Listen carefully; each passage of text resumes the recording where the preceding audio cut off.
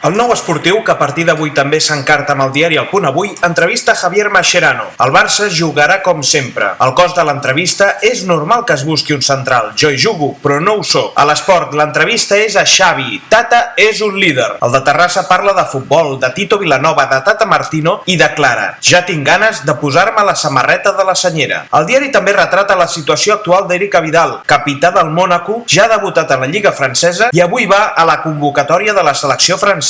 Màxim 35 milions per David Luiz. Mundo Deportivo defensa que avui és un dia clau en les negociacions pel fitxatge del central i posa aquesta xifra com a preu màxim. En pàgines interiors, el diari publica un recull de l'informe que el Madrid va enviar a Neymar desaconsellant-li el fitxatge pel Barça, seduir-lo amb una espectacular menció a la moraleja, les diferències entre la fiscalitat madrilenya i catalana i les dificultats que hauria tingut amb el català, alguns dels ítems. A l'Ara, Natalia Arroyo analitza el fitxatge d'un central pel Barça, algú com Piqué per a Piqué. El Barça es debat entre un jugador que el complementi i un que s'hi assembli. A La Vanguardia parlen del negoci de l'estiu del Barça. El club ha ingressat gairebé 12 milions, el rècord d'ingressos pels partits de precampanya. El madrileny marca: ja escalfen motors per la Lliga, ens divertirem. A l'escocès Herald retrata amb Moyes, el nou entrenador del Manchester United, que ahir va guanyar la Supercopa anglesa des d'una òptica particular, seguint les passes de Ferguson. A l'Argentina, Olé entrevista Fede Andrada, una jove promesa de River que burxa el seu rival Ciutadà. Somio un gol a Boca a la Bombonera.